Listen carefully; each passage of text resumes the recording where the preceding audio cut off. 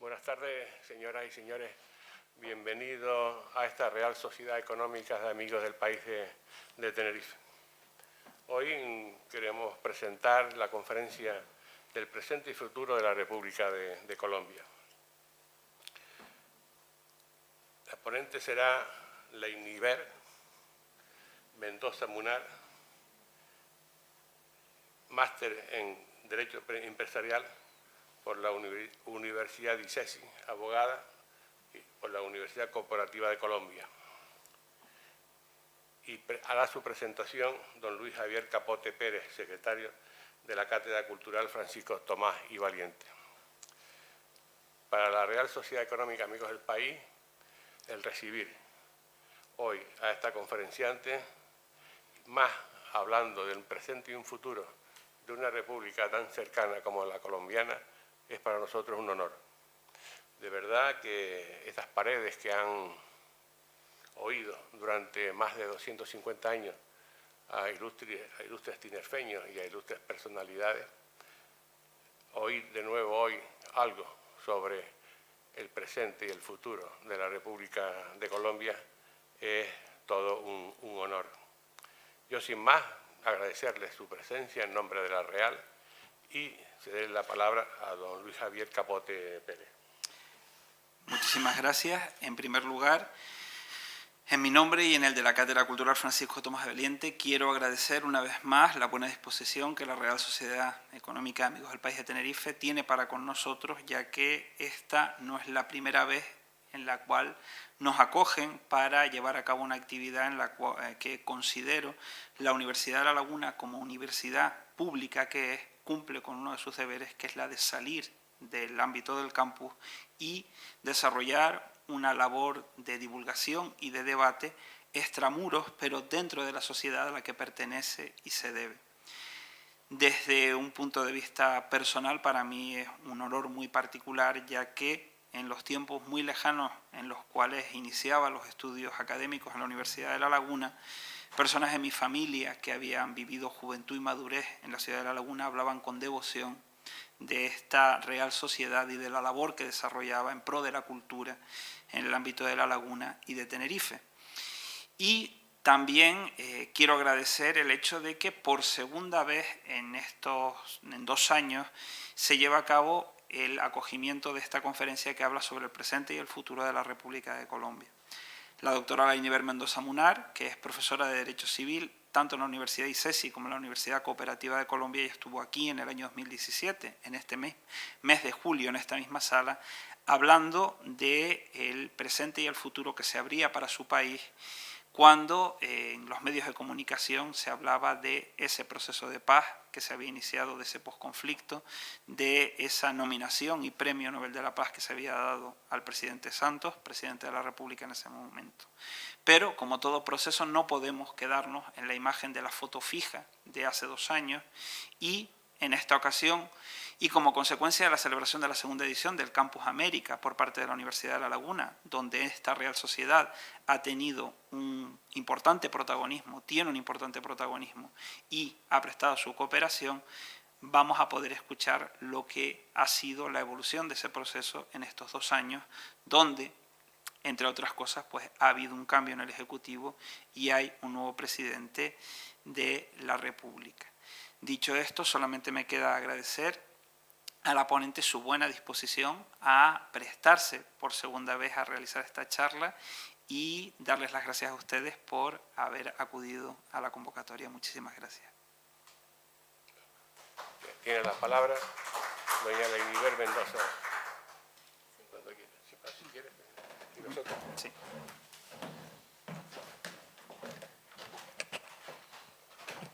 Buenas noches. Muchas gracias por la invitación que me han ofrecido en esta oportunidad, por acogerme en este interesante espacio, por su asistencia. Gracias a la Universidad de La Laguna por esta invitación en el marco del Campus América 2019. Mi nombre es Leiniver Mendoza Munar. Yo soy docente de la Facultad de Derecho de la Universidad Cooperativa de Colombia en Santiago de Cali. Santiago de Cali es la tercera ciudad en términos de importancia en Colombia. Para nosotros hablar de Colombia es innegable renunciar a toda la historia de narcotráfico y de drogas que ha lamentablemente pues envuelto toda nuestra historia en los últimos años. Colombia es un país ubicado en Sudamérica, su capital es Bogotá, nuestra forma de gobierno es presidencialista, tenemos un periodo de presidente por 4 años a elección popular directa, apalancados en una democracia. El presidente actual es el doctor Iván Duque Márquez y la vicepresidente, la doctora Marta Lucía Ramírez. Nuestra población al año 2019 es de 48.258.494 habitantes, según el Departamento Nacional de Estadística de Colombia. Desde toda esta problemática que hemos vivido a causa del narcotráfico, del accidentado proceso de independencia que también vivimos en nuestras tierras y de todo lo que ha marcado nuestra historia, pues en los últimos años hemos tenido un movimiento, una dinámica, un cambio importante en la estructura del Estado.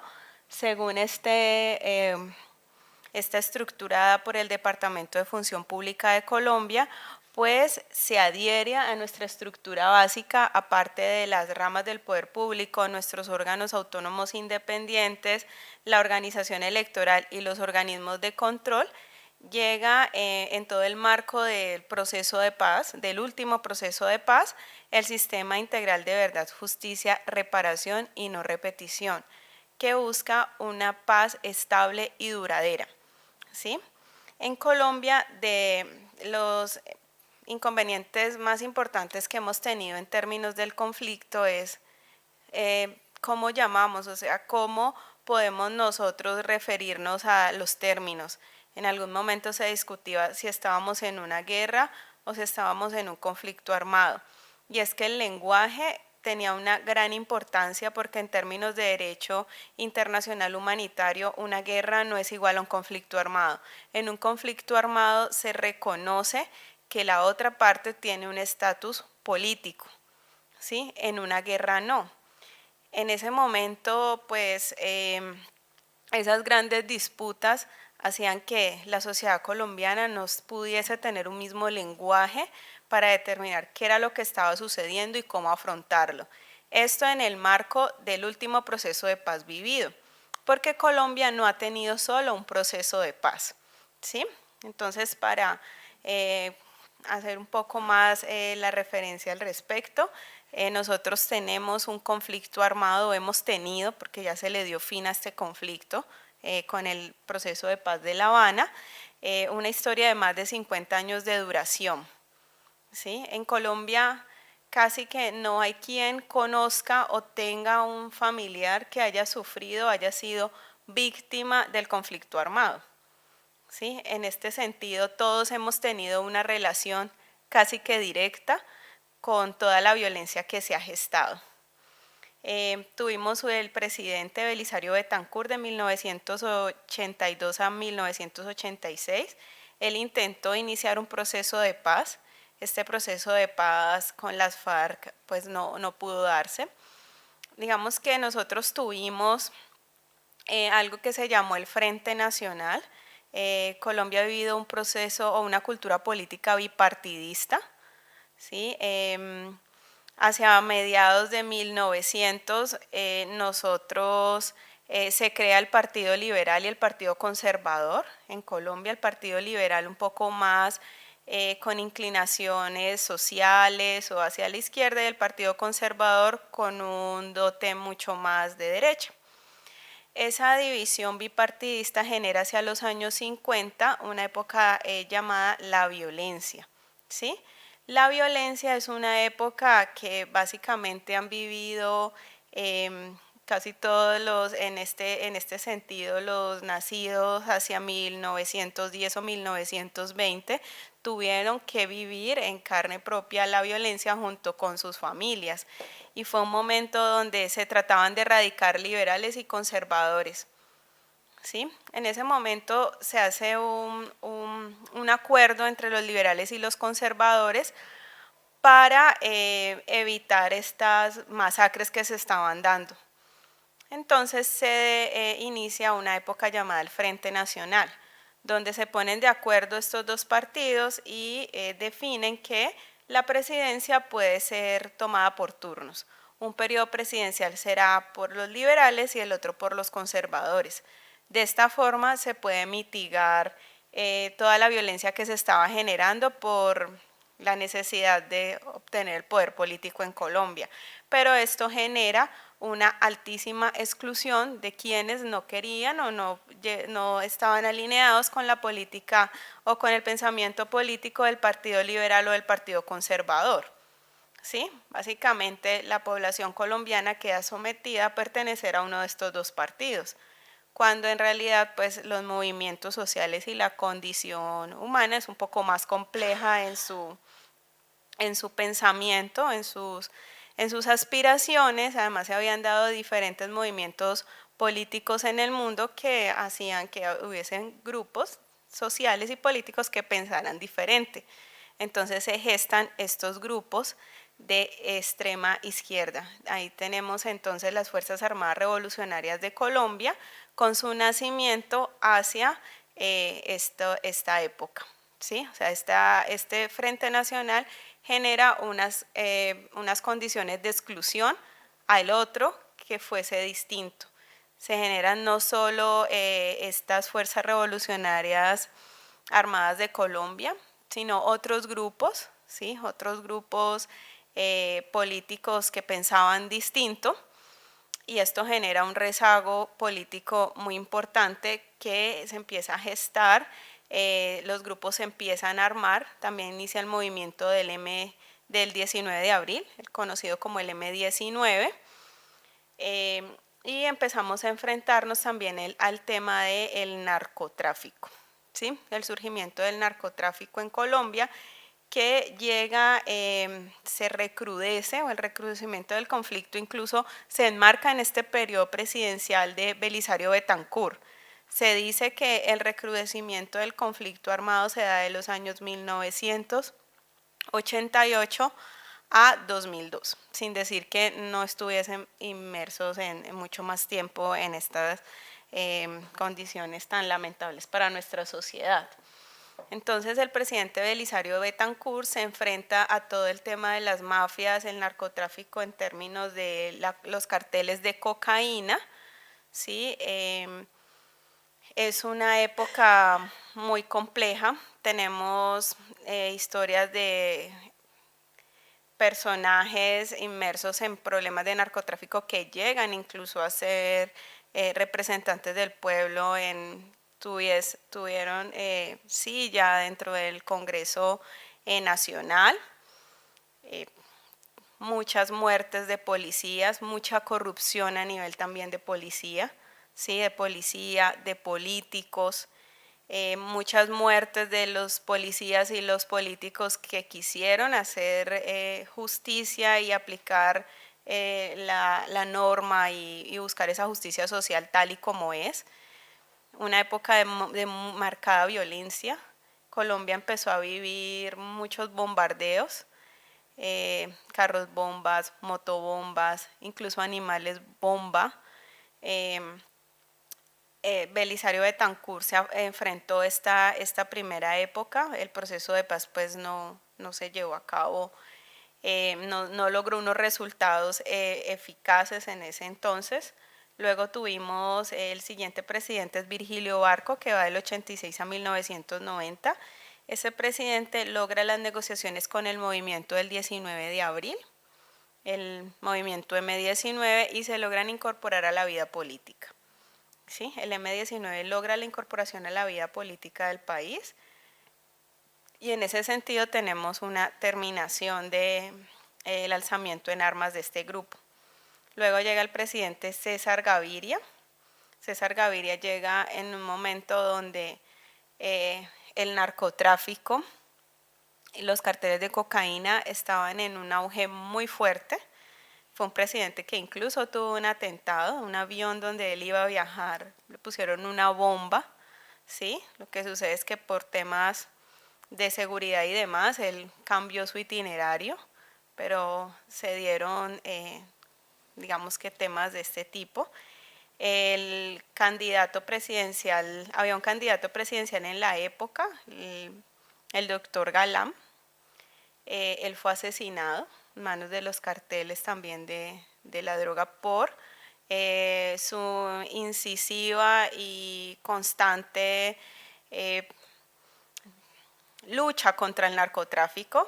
Sí, él lo hacía de forma abierta en sitios públicos, decía que su periodo presidencial estaría cubierto por un tema de justicia que iba a permitir la extradición a Estados Unidos, porque había una tensión muy fuerte de un grupo, una lista de extraditables. Sí, el narcotráfico, en virtud de los distintos convenios internacionales que tenemos con Estados Unidos, pues es una actividad que evidentemente destruye o daña la economía de Estados Unidos y es un problema también de salud pública para sus ciudadanos. En ese sentido, quien llevaba a cabo este tipo de actividades, pues infringía la normatividad penal en Colombia, pero también lo hacía en Estados Unidos. Así que Estados Unidos los pide en extradición, una lista de narcotraficantes, y como estos tratados de extradición están en cabeza del Ejecutivo, que es el presidente de la República, pues había mucha presión en ese entonces y este candidato fue asesinado en manos de los carteles. César Gaviria es una figura que de alguna forma reemplaza la candidatura de Galán y gana las elecciones de 1990. En 1990 llegamos con una nueva constitución política. Teníamos una constitución de 1886 con más de 100 años de tradición. Pues ya el mundo en los 90 ha tenido un cambio vertiginoso importante. Se han desarrollado más los derechos sociales, los derechos al medio ambiente y demás. Contamos entonces con una constitución que proclama un Estado social de derecho, es bastante garantista, una constitución reconocida en ese lado, del lado del mundo en el que nos encontramos como una constitución verde. Es conocida la importancia y la riqueza de la fauna y la flora en Colombia. Nosotros tenemos afortunadamente pues una riqueza en ese sentido que esta constitución también llega a proteger. Luego tenemos el presidente Andrés Pastrana. Bueno, antes de él estuvo Ernesto Samper, pero pues no se menciona en esta historia, dado que es el siguiente presidente, Andrés Pastrana, el que intenta diálogos con las guerrillas de las FARC, con las Fuerzas Armadas Revolucionarias de Colombia. Estos diálogos solicita a las Fuerzas Armadas una zona de despeje, lo cual crea muchísima controversia en la sociedad colombiana, porque si nos apegamos un poco a la teoría clásica de lo que es un Estado, pues un Estado debe contar con 3 elementos, que son territorio, población y soberanía. Se pensaba que entregarles un territorio que tuviese una población y que de repente ellos pudiesen tomar el mando de ese territorio, se temía que se pudiese estar gestando un Estado dentro de nuestro Estado colombiano.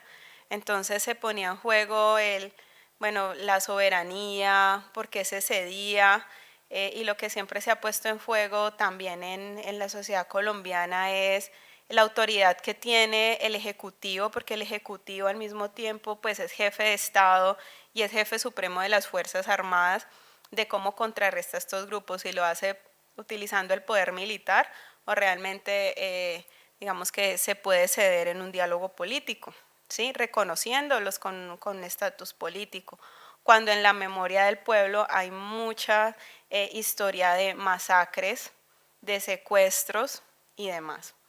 Entonces nos movemos en distintos matices y en diferentes posiciones en ese sentido. Luego tenemos el presidente Álvaro Uribe, es un presidente que logra por medio de un referendo la ampliación o bueno, la reelección presidencial. Por ende podemos observar que tuvo presencia desde los años 2002 hasta 2010, sumando 8 años. Él logró la desmovilización de los grupos paramilitares en un marco de un proceso con una ley llamada la Ley de Justicia, Paz y Reparación.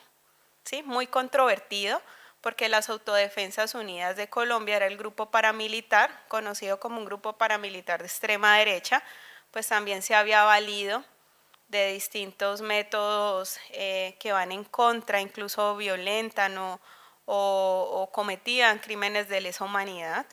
Y de nuevo, para la sociedad es un poco complicado entender cómo este tipo de atrocidades puedan ser subsanadas. Sin embargo, se menciona que no es posible lograr una paz si no nos sentamos a hablar y a concertarlo de una forma u otra, pues lo que ya sucedió no se podrá subsanar definitivamente porque es pérdida de vidas humanas y esto nos ha dolido a todos muchísimo, pero lo que se busca es al menos proporcionarnos o permitirnos un mejor futuro.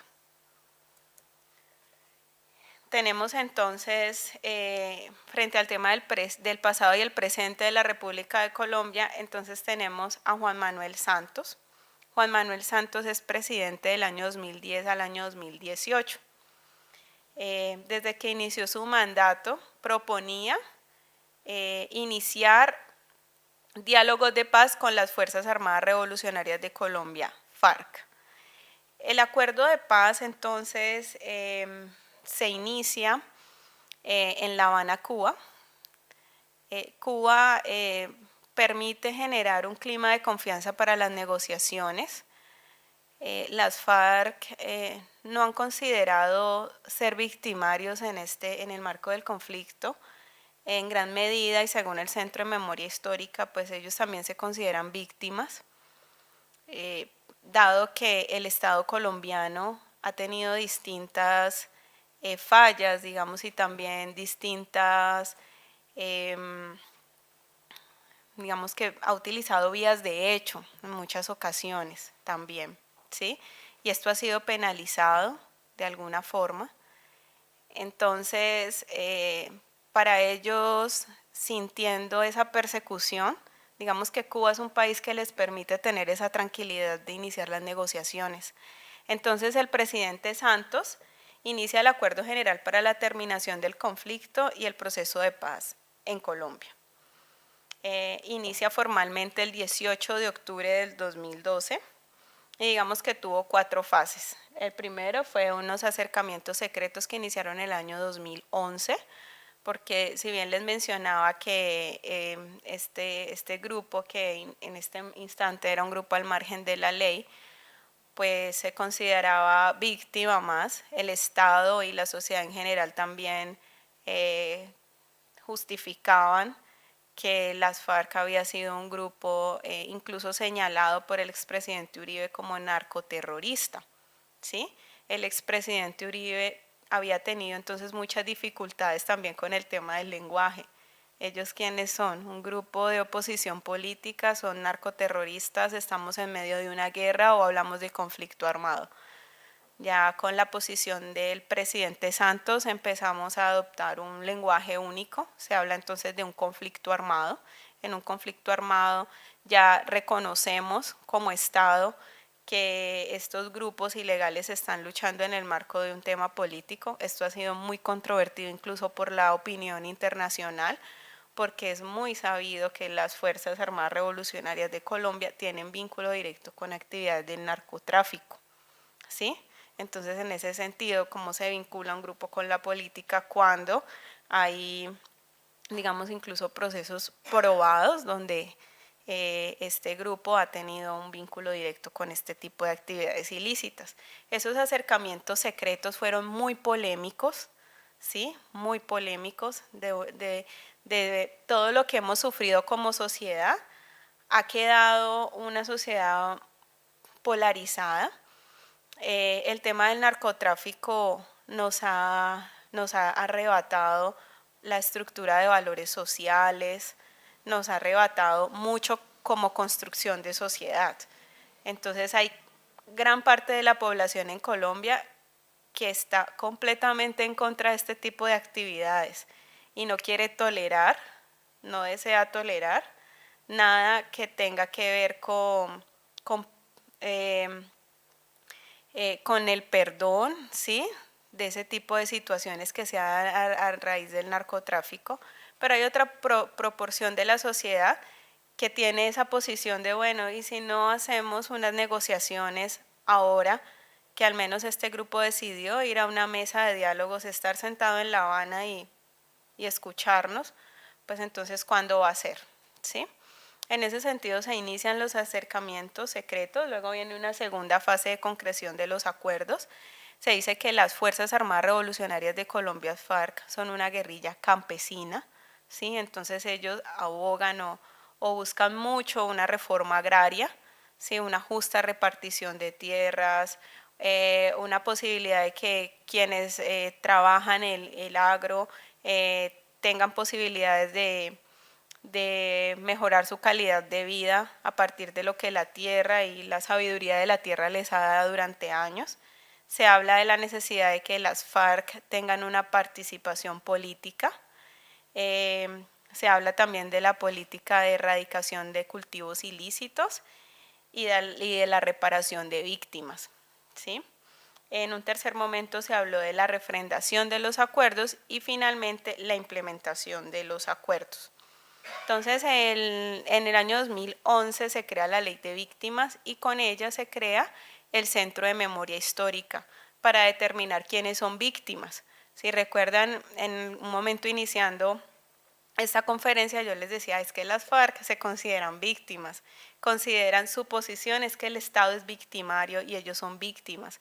Para el Estado las víctimas serán sus militares heridos y muertos en combate, los que han tenido que sufrir de cara al conflicto, toda la devastación humana que se ha dado, y también lo será la población civil, ¿sí? Entonces, en ese sentido, esta ley llega a ayudarnos un poco con esa terminología, porque hablar en Colombia de paz y de víctimas, estos conceptos son políticos, ¿sí? En Colombia ya la paz trasciende a lo que nosotros podemos considerar como paz en términos generales. Cuando hablamos de paz, ya la representación que se tiene es el acuerdo de paz, ¿sí?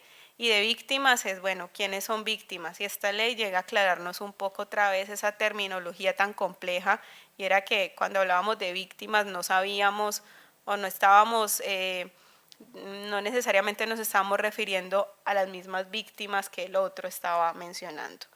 Luego tenemos el Acto Legislativo 01 de 2012. Este acto legislativo nos da el marco jurídico general para la paz y es el que abre las puertas para que todo el Estado colombiano y la estructura pues se pueda preparar para lo que llega. Luego, para octubre 2 del año 2016, se da el plebiscito sobre los acuerdos de paz. Nosotros en Colombia tenemos distintos mecanismos de participación ciudadana. Uno de ellos es el plebiscito. En este plebiscito se pregunta al pueblo colombiano si están de acuerdo con lo mencionado en los acuerdos de paz. Y la respuesta mayoritaria fue no, ¿sí? Sin embargo, los acuerdos continuaron. Y esto generó mucha confusión dentro de nuestro país y también desde lo que sucedía, de cómo nos miraba toda la opinión internacional. Lo que sucede es que el plebiscito es un mecanismo de participación ciudadana que no tiene una vinculación, no obliga al Ejecutivo a que sea cumplido. El plebiscito es un mecanismo de participación ciudadana que nace del Ejecutivo, que es el presidente de la República, para preguntar la opinión del pueblo frente a una materia específica, pero no está obligado, como en el caso de un referendo, a incorporarlo o a convertirlo en una ley. se genera dentro del plebiscito unas campañas políticas. El plebiscito puede tener campañas políticas. Entonces los distintos partidos políticos que ya existen en Colombia, ya no es solo liberal y conservador, ya tenemos distintos partidos políticos, pues inician algunos unas campañas políticas a favor del plebiscito, otras en contra del plebiscito. Teníamos nosotros como pueblo que definir, ya no si el acuerdo de paz se llevaba a cabo o no, que de pronto fue la confusión que hubo. Pareciese que si votábamos por el no, pues se acababan los acuerdos, pero no era esa su esencia. Era determinar si lo que estaba escrito en los acuerdos, pues realmente era lo que nosotros como pueblo queríamos que se diera. La participación política, todo este tema del manejo de la memoria, de las víctimas, la justicia especial para la paz, ¿sí? Se crea un tribunal especial para que juzgue los delitos que se dieron en el marco del conflicto armado, para algunos de una forma bastante injusta porque se perdonan algunos delitos y otros tienen unas penas realmente muy bajas. Preocupa el tema del Acuerdo de Roma frente a los crímenes de lesa humanidad que ha firmado Colombia anteriormente y cómo es que esos crímenes de lesa humanidad se pueden venir a perdonar en el marco de un conflicto, de la firma de unos acuerdos. Entonces que se inicia una carrera política con este tema del plebiscito que confunde mucho la sociedad. Los acuerdos contaban con más de 300 páginas y fueron expuestos al público un mes antes. Sí, realmente la lectura de los acuerdos se complicó bastante porque pues no era solo leer los acuerdos, es una lectura que hay que realizarla de forma pausada, revisando toda la estructura de nuestro Estado, qué pasaba, qué iba a cambiar. Entonces se crea realmente mucha polémica al respecto. Finalmente el plebiscito pierde su refrendación en este caso. Esto hace que la popularidad del presidente Santos en su momento pues realmente baje muchísimo en términos de lo que el pueblo quería o esperaba de esta presidencia. Sin embargo, pues el presidente Santos luego obtiene el Nobel de Paz, ¿sí? En este sentido. Según el Centro Nacional de Memoria Histórica, entre el año 1970 y 2010 tuvimos 27.023 víctimas de secuestro. Tuvimos 95 casos de atentados terroristas entre 1988 y 2012, esto por mostrar algunas cifras. 1.982 casos de masacres con 11.751 víctimas entre el 85 y el 2012. Entonces, quería mostrarles. El Centro Nacional de Memoria Histórica se crea en el año 2011 para empezar a determinar, bueno, pero es que hubo tantas masacres, tanto dolor y tanta pérdida en el pueblo colombiano, pero realmente ¿cuáles fueron esas masacres? ¿Quiénes fueron las víctimas? ¿Qué es lo que tenemos que reparar como Estado? ¿Sí? Si es que realmente el Estado colombiano en su proceso de formación y en lo que está sucediendo actualmente, pues tiene aún muchos retos para mejorar las condiciones de vida de sus habitantes. El Centro de Memoria Histórica viene a determinar quiénes son las víctimas, qué fue lo que pasó en el conflicto. Hay muchas madres que quieren tener los cuerpos de sus hijos, saber cómo murieron, ¿sí? Colombia tiene una tradición católica importante. Vemos que Colombia es un país tradicionalmente católico y hubo muchos secuestrados que murieron y sus familias nunca recibieron sus cuerpos, no saben qué sucedió con ellos. Un militar o un policía que estuvo en algún enfrentamiento con las FARC y simplemente pueden saber hasta que salieron del batallón, pero no se sabe nada más. Estas familias entonces piden en el marco del proceso de paz que saber la verdad. Y el concepto de verdad también se convierte en un tema político, cambia su significado en el marco del conflicto armado. ¿Qué es la verdad? Las víctimas tienen un derecho y ese derecho importante es saber la verdad, conocer qué pasó con esa persona que salió un día y nunca más regresó y han pasado 15, 16 o 20 años. ¿sí? En ese sentido, el Centro de Memoria Histórica, pues lograremos ver un fragmento. Este documental es muy interesante. Podemos revisar un fragmento de este documental para ilustrar un poco la situación del tema del conflicto.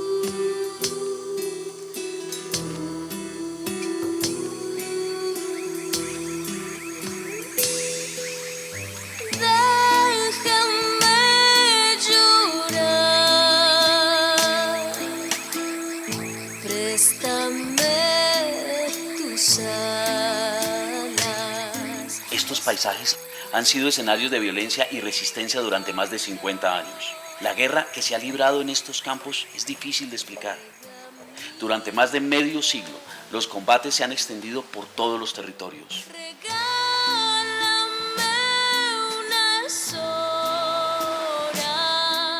Los guerreros han mutado varias veces de identidad y de estrategia. Las motivaciones también han cambiado.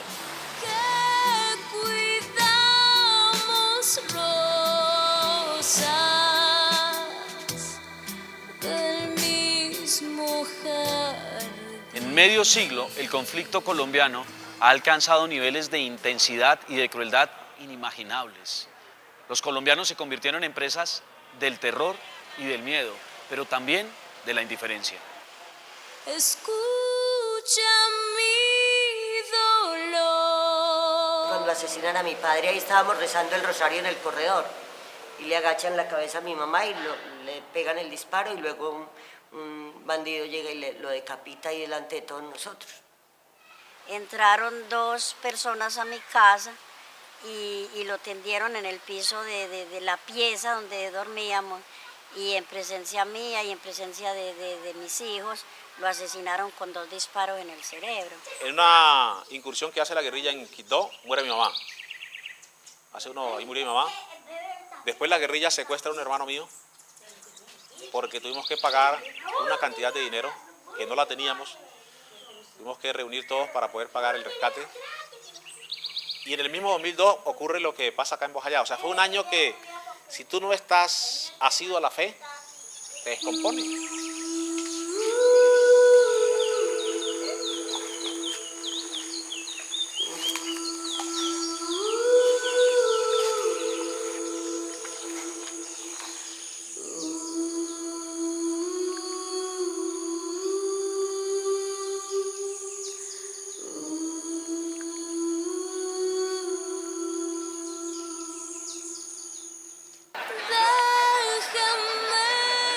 A pesar de lo largo de la historia de nuestra guerra, solo hasta hace muy pocos años el país vio emerger a las víctimas en el contexto público nacional. Ellas le descubrieron a Colombia el rostro de un país que se desangraba y que aún hoy en día se desangra. ¿Por qué no estamos tranquilos en el país de Colombia? Por la cuestión de abuso de la naturaleza, de la riqueza, de todo. Y a estas alturas de la vida en Colombia es muy difícil ver la paz. Hay muchos grupos que viven nada más el gatillo. Y que mucha gente no quiere que la guerra se acabe. Por eso hay conflicto. El poder en mi país lo maneja la gente que tiene plata. El poder y el tener se tragó el ser. Entonces, no importa la vida del otro. Regálame unas horas,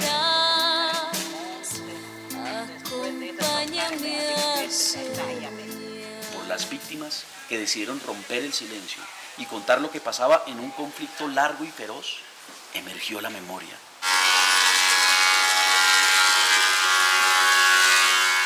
Ella es denuncia de la barbarie, resistencia al silencio, rechazo al olvido, exigencia de justicia, afirmación de la vida. La memoria es expresión de la rebeldía frente a la violencia y la impunidad. Es el camino hacia una nueva conciencia del pasado. Sí, siempre ponemos lo más pesado, ponemos los muertos y también el desplazamiento. Yo siempre que me den la guerra, yo siempre que me den la guerra. Yo siempre que me den la guerra, yo siempre que me den la guerra. Yo siempre que me den la guerra. Los actores armados, de alguna manera, no le traen sino pobreza, le traen desesperanza a los pueblos. ¿Quién ponemos el cuero de esta guerra loca? Los pobres campesinos. Nosotros somos los que estamos poniendo el cuero. Óigalo bien. ¿Cuánto valen las armas? No sé, me imagino que eso vale mucha plata. ¿Cuánto invierten para matarse y matarnos? ¿Para qué hacer tanto daño?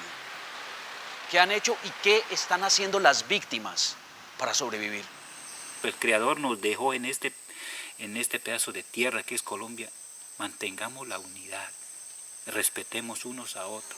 Son 50 años que tenemos de estar reamando sangre Colombia, matando tanta gente que inocente, tantos niños. Basta ya, Colombia, basta ya de tantos horrores, basta ya de tanto lastimarnos. Padre nuestro. ¿Qué ha ocurrido en Colombia durante la violencia? ¿Quiénes han ejercido sin límite el poder de las armas? ¿De qué forma la violencia ha transformado nuestros campos, nuestros paraísos, en escenarios de terror?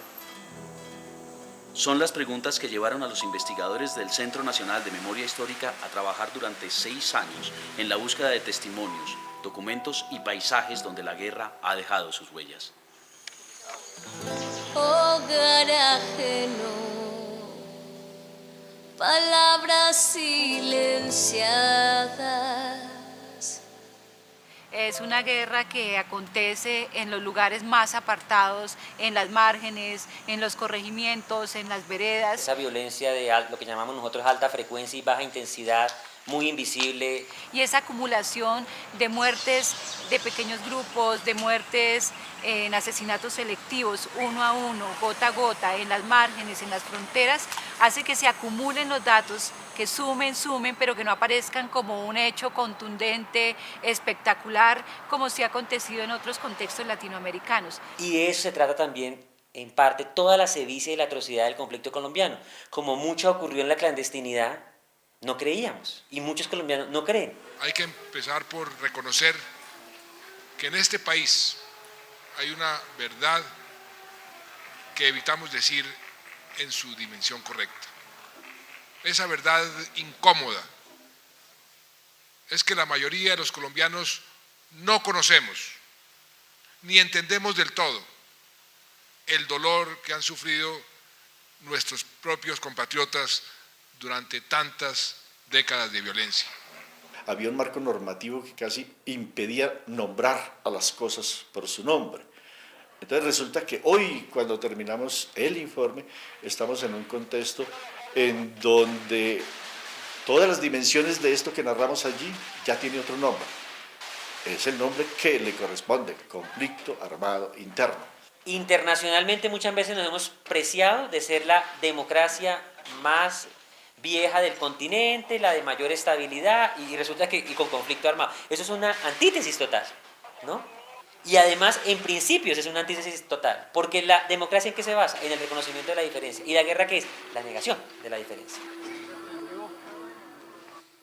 Una camilla para allí rápido.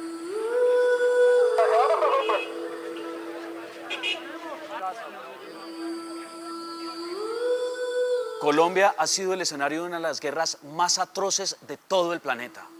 En ella, guerrilla, paramilitares, miembros de la fuerza pública se han enfrentado mediante combates, masacres, asesinatos selectivos, desapariciones forzadas, tortura, secuestro, reclutamiento infantil, violencia sexual, desaparición completa de pueblos. Bueno, esto hace parte de un documental de un poco más de 1 hora, que ustedes pueden revisar si desean hacerlo con más calma. Es un documental bastante interesante y sobre todo muy centrado en la población civil, que finalmente ha sido una víctima muy marcada en este tema del conflicto armado. En el mes de septiembre del año 2016 se llevó a cabo la ceremonia formal de firma de los acuerdos, del acuerdo de paz. Hemos tenido entonces en estos últimos años grandes dificultades de implementación. Estos acuerdos tendían a ser muy garantistas y de una u otra manera ese garantismo implica una disposición de recursos del Estado que en muchos casos el Estado colombiano tampoco tiene, tanto recursos económicos como de estructura, de instituciones y demás.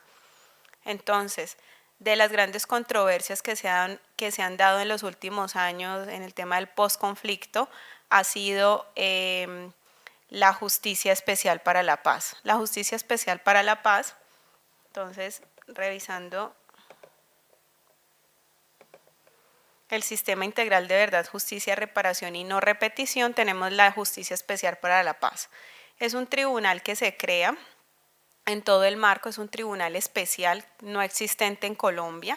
Se dice, bueno, es que los crímenes que sucedieron en el marco del conflicto armado no pueden ser juzgados por la justicia ordinaria, ¿sí? Deben tener un tribunal especial que entienda el conflicto que sucedió y que busque lo que políticamente se requiere en términos del cumplimiento de los acuerdos. Pero el tema de los delitos de lesa humanidad y demás han tenido a la sociedad colombiana en una altísima polarización. Cuando el presidente Santos termina su mandato, en el año inmediatamente anterior, pues este tribunal, esta Justicia Especial para la Paz no queda tan sólido, ¿sí?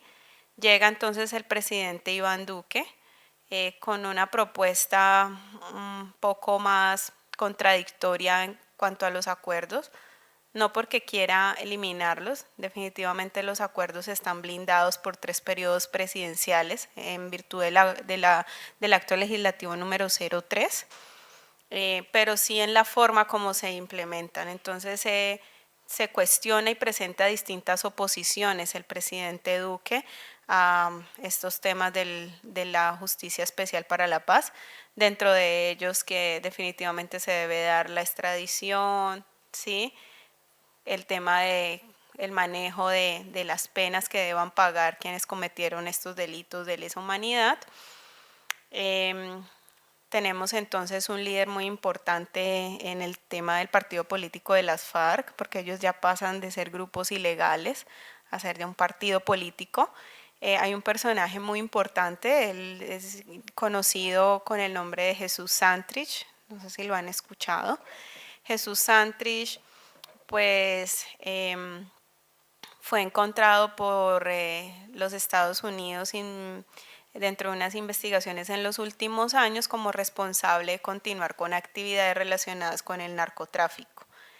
Como estas actividades relacionadas con el narcotráfico se han dado posterior a la firma de los acuerdos, entonces Estados Unidos lo pidió en extradición.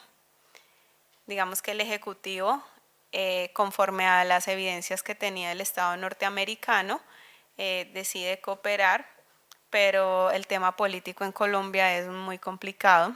Hay una gran parte de la sociedad civil y también política que no está de acuerdo. En este sentido se menciona que se deben respetar los acuerdos y por eso debe ser la Justicia Especial para la Paz quien lo juzgue. Lo último que sucedió es que el día de hoy tenía que asistir a una audiencia con la Corte Suprema de Justicia y él se había fugado, o sea, se había ido en una visita a La Guajira. Él digamos que burló su sistema de seguridad y se fue. Entonces el día de hoy la Procuraduría General de la Nación emitió orden de captura, ¿sí? Siendo él un representante ya en un orden político, ¿sí? Del partido de las FARC. Justamente la Unión Europea ha estado también cercana a nuestro proceso, han cooperado positivamente, incluso con recursos y con toda la facilitación y demás que se ha requerido.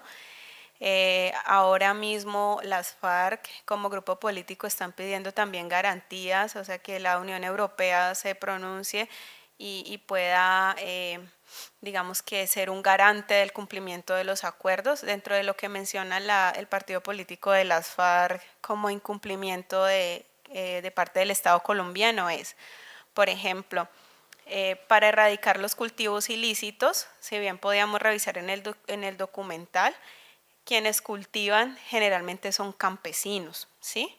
Son personas que han tenido toda su vida en el campo. Entonces, si se quiere una erradicación, se requería una reforma agraria. Dentro de esa reforma agraria, lo que decía las FARC al Estado es, mire, está bien, que los campesinos ya no cultiven coca, ¿sí? Pero entonces usted como Estado debe propiciar unas condiciones para que ese campesino entonces cultive naranjas o cultive cualquier otro tipo de producto, ¿sí? Porque el campesino pues de repente necesita tener unas condiciones mínimas para hacerlo. Entonces el partido político de las FARC lo que menciona es que el Estado no ha cumplido con esto. De repente la erradicación no es solo ir y erradicar el cultivo, sino qué hacemos con las personas, ¿sí? Con toda esa economía ilegal que se ha dado, pues hay que darle una transformación y un giro, y para eso definitivamente se requieren recursos del Estado, ¿sí? Recursos del orden económico, del orden de instituciones y demás. Entonces, en ese sentido, pues no sienten unas garantías, se dice que sí tienen un compromiso político con el Estado colombiano, pero que pues ellos manifiestan que no se está dando de esta forma. Los acuerdos, la paz en Colombia realmente ha disminuido mucho. O sea, por ejemplo, en temas de víctimas de guerra y demás, de bombas, de minas antipersonas, pues realmente esto ha disminuido mucho. El ingreso digamos, de militares heridos al Hospital Central Militar de Bogotá ha disminuido demasiado. Realmente las víctimas que hemos dejado de tener en virtud de ese conflicto, de alguna forma tan atroz que tuvimos, pues sí se ha logrado en ese sentido, pero en otros escenarios no ha sido lo que hemos esperado, ¿sí? No todas las fuerzas militares, bueno, la guerrilla de las FARC, no toda se desmovilizó. Ellos tenían distintos frentes que figuraban en diferentes zonas del país. Colombia es un país que tiene una extensión importante. No todos los frentes se desmovilizaron. Ahora tenemos pues la fuga de representantes políticos. Entonces el reto realmente que tiene el Estado colombiano y que tenemos nosotros como parte de este Estado se le está apostando mucho a la formación de las nuevas generaciones, ¿sí? Y a la construcción de la paz, digamos, desde lo individual y desde lo social. Y sobre todo, pues, que nos ha tocado cargar con este flagelo del narcotráfico en Colombia. Son pocos los que llevan a cabo esta actividad, pero sin embargo, esto, pues, permea toda la sociedad y pues nos ha tocado luchar con ello. La firma de los acuerdos de paz ha tenido muy buenos resultados en el sentido de la disminución de víctimas, ¿sí? Del reclutamiento de menores y demás, pero aún tenemos muchos retos como sociedad porque estas personas que no se desmovilizaron pues han creado lo que se denominan BACRIM, que son bandas criminales, que pues todavía tienen, digamos, son generadores de violencia muy fuerte en nuestro país. Entonces con esto pues doy por terminada estas aproximaciones en temas de la política colombiana. Si tienen alguna duda, con mucho gusto los escucho. Muchas gracias.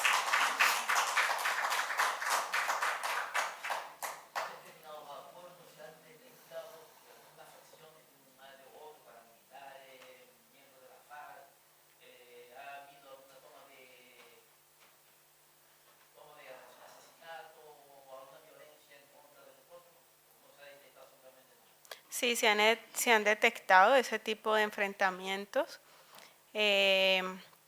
Lo que sucede es que ya no se hacen a grandes escalas como sucedía hace unos años, que se hacía contra todo un pueblo. Se dan en temas puntuales, no sé, patrullas de policía o algunos enfrentamientos puntuales en las zonas por temas especialmente de narcotráfico, ¿sí? Porque ellos se disputan los territorios en tema de toda la organización del cultivo de cultivos ilícitos y de producción, ¿sí? Especialmente de cocaína, que es, digamos, como de lo que más nos atormenta a nosotros en Colombia. Entonces sigue habiendo.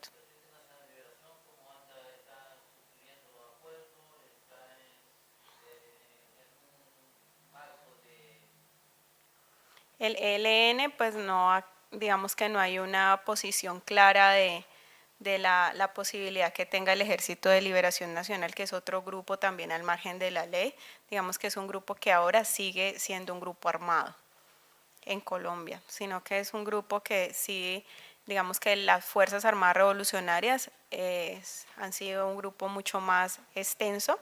Dentro de las dificultades que ha tenido el cumplimiento de los acuerdos es que algunos medios mencionan que el desarme de los grupos de las FARC tampoco ha sido un desarme efectivo. Sí se ha dado un desarme, pero hay quienes mencionan que realmente no ha sido lo esperado, que las armas que se tienen que entregar no se han entregado. ¿Sí?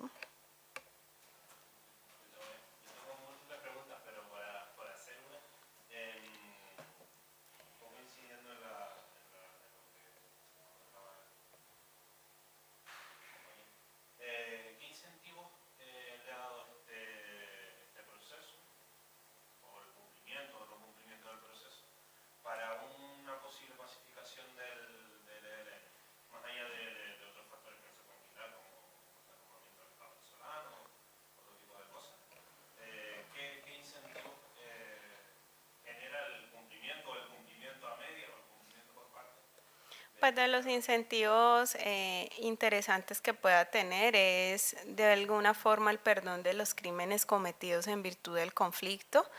El Estado colombiano por un periodo de 3 años le otorga una subvención, un pago mensual a las personas desmovilizadas, que incluso tiene que ver con el rol que tenía dentro del grupo armado en su momento. ¿Sí? Aparte de esto, pues se han creado distintos programas para la inserción laboral, tienen también posibilidades de ingresar a acceder a temas de educación, ¿sí? Para iniciar también unidades productivas. Lo que sucede es que en su implementación es muy complicado, porque incluso dentro de esos programas se pueden encontrar integrantes de estos miembros que pueden ser incluso oposición entre ellos. Entonces es realmente complejo, pero los programas sí existen, ¿sí? También algunos de ellos pues mencionan que no son tan efectivos, pero el tema de la posibilidad que tienen los desmovilizados de recibir algún beneficio económico del Estado, pues sí se está dando incluso antes del gobierno Santos. ¿Sí? El gobierno Santos trae algo muy atractivo dentro de los acuerdos de paz, que es este Tribunal de Justicia Especial para la Paz. Sí. Yo creo que después de la intervención de la doctora Emilier Mendoza, tenemos una idea bastante más clara sobre Colombia, sobre el proceso de los últimos 50 años y sobre la Colombia que se quiere montar de cara a futuro. Muchísimas gracias por su intervención. Muchas gracias a ustedes. Enhorabuena. Bueno, sí, pues